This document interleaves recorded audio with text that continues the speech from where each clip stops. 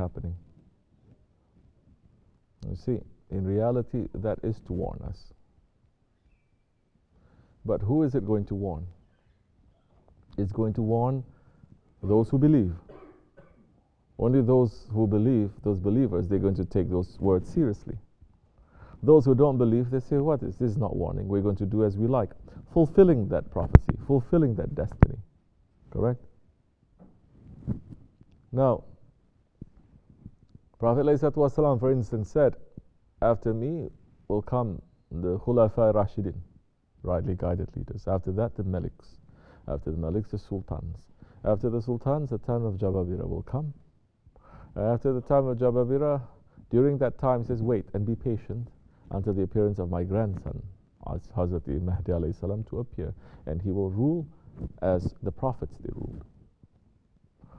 That hadith now, that is for the whole of mankind to take precaution that these events are going to happen. Either we're going to be part of Haqq, that, for example, during the time of tyranny, we're going to watch so that we don't become one of the tyrants.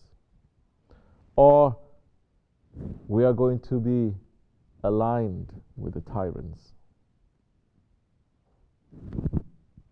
Who are those ones who are going to use this hadith to prepare? Those ones who believe. And this hadith is meant for us to look and to check. How am I being a tyrant today to myself, to others, to this world, to this society? How am I supporting the kingdom of Shaitan today? Like what Shaykh Efendi is saying. Shaykh Maulana is saying, listen carefully. If you smoke one cigarette, you are supporting the kingdom of Shaitan. That is a very simple example. But for the believer, that is enough. Now he's going to watch himself. Now what it is now, the Shaitan has taken over this whole world. What is this? This is his kingdom. Can we separate ourselves from the abuse and the tyranny everywhere? The products that we're buying, that everyone is chasing to buy right now, thinking they're feeling so nice and so good and so generous and so warm, giving to each other, the products and the merchandise that we're buying, it is made by people who are modern day slaves, either in the third world or even here in this country. The prison system, oh, it's a huge money making scam. Correct or no? Are we part of that system? You realize that, then you know that you're part of that system. Then try as much as you can to pull yourself out from that system. Maybe you're going to say, it's not necessary for me this year to buy that shoes. Those nice shoes. Maybe it's not so necessary to do that. You're going to make certain understandings. Or at least you're going to say, Ya Rabbi, I'm so weak, I cannot stop myself, but forgive me. But at least you're going to do that with knowledge. You're not going to be stubborn and arrogant and saying, well, there's nothing wrong.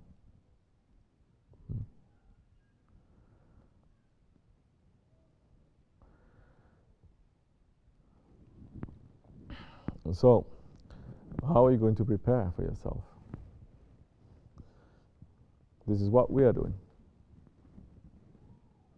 The believers have been preparing themselves for 1400 years for Dajjal and for Mahdi alayhi salam. It's not just with Shaykh Maulana, say 50 years ago. The Sahabis, the companions of the Prophet, they have been preparing for Dajjal, they've been preparing for Mahdi alayhi salam 1400 years ago. Tabi'in have been doing that. Tabi'in have been doing that. Every subsequent generation of believers, they have been preparing. And in every generation, they will look and they will see, although Big Mahdi, Big Dajjal hasn't arrived yet, the small Dajjals, they're arriving, and these are the signs.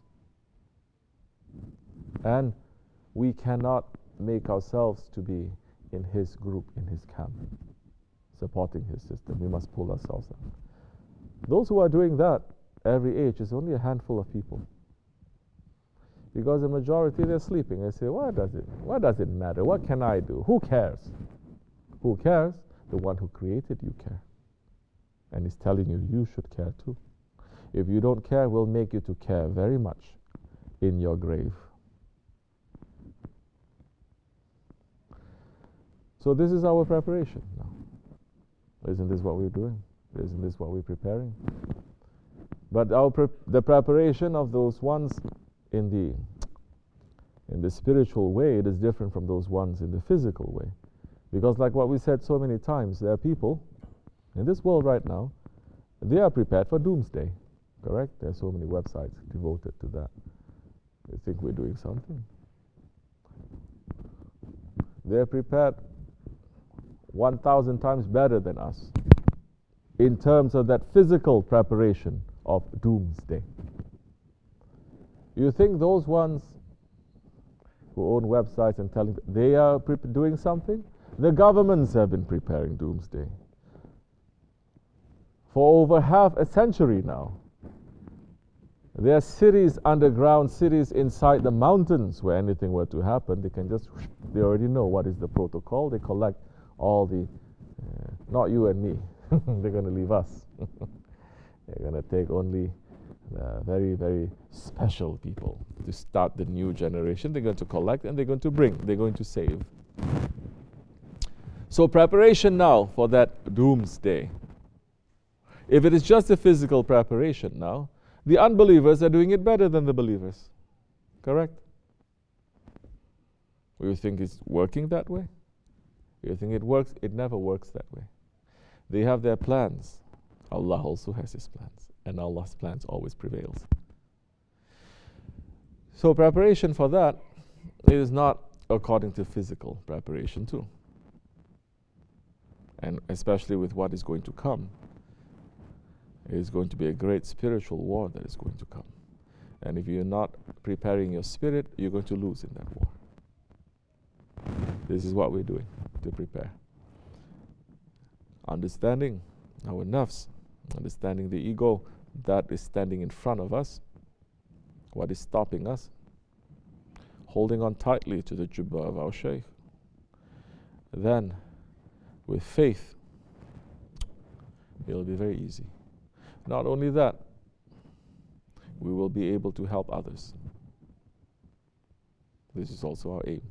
Our aim is not just to help ourselves or to help Muslims. Because the time is going to come, it's not between Muslims and non-Muslims. It's not between Christians and Jews and Muslims. It is between believers and unbelievers. All these labels, they don't matter anymore. Do you believe? Or you don't believe?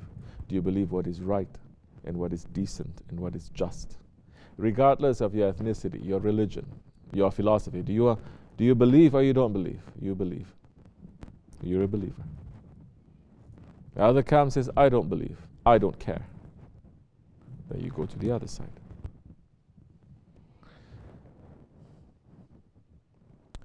We're coming back to the first age of Jahiliyyah.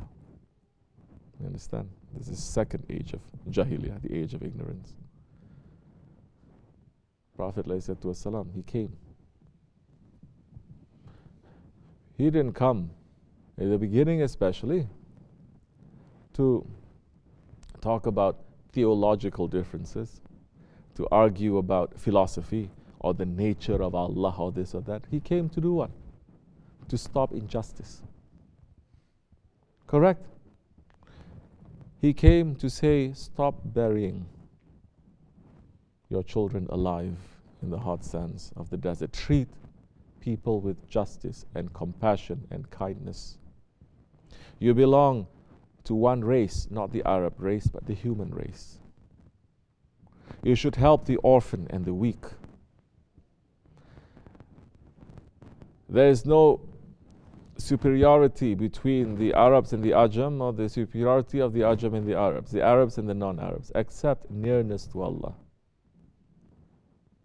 So do you believe in all these things? What the Prophet ﷺ came to bring? Yes, you're a believer. This is not dogma. This is not to say we have a belief and you have to accept. There is no way for you to really understand it. You just have to accept it is a mystery. It is not a mystery. It is pretty simple. And it is very human. If we believe that now, it is very easy for us. He came, Prophet ﷺ, to change the system, because the system when he was living in, it was completely corrupt. It was very dark. There was no honor. There was only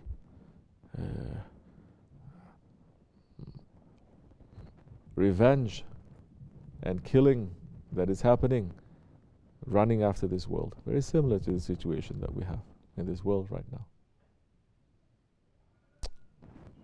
And people are divided according to tribes, like what the khutbah is saying, tribes. Today's modern tribes is called nations. You understand how radical that is? To say no nations, all of you belong to one nation. You are not separated from each other. Imagine somebody goes to the United Nations, and say there's no such thing as American nation or Canadian nation. We are all the same. Lift our borders. Oh. People today, they are running to build walls. Isn't that a big sign of the last days? We just elected a fascist into office. He didn't rise to power because a few people pushed him to power. He rose to power because the majority of the Americans, like this or like that, wanted him to. You understand? They elected him. If they don't have that evil in their hearts, they're not going to elect an evil man. It's simple. Which is why the awliya Allah, they're saying, the leader is the essence of the people. If the people are good, the leader is good. If the people, they are evil, the leader is evil. We elected that kind of leader. So understand now. And don't just say, oh, those ones who elect him, they are bad. Not me. I didn't elect him. I'm good. No. We are all part of that. Because we are all part of that system. There is some responsibility that we're bearing too on ourselves. Inshallah, we are preparing. Stick around, inshallah. Okay? Wa min Allahu tawfiq al-Fatiha.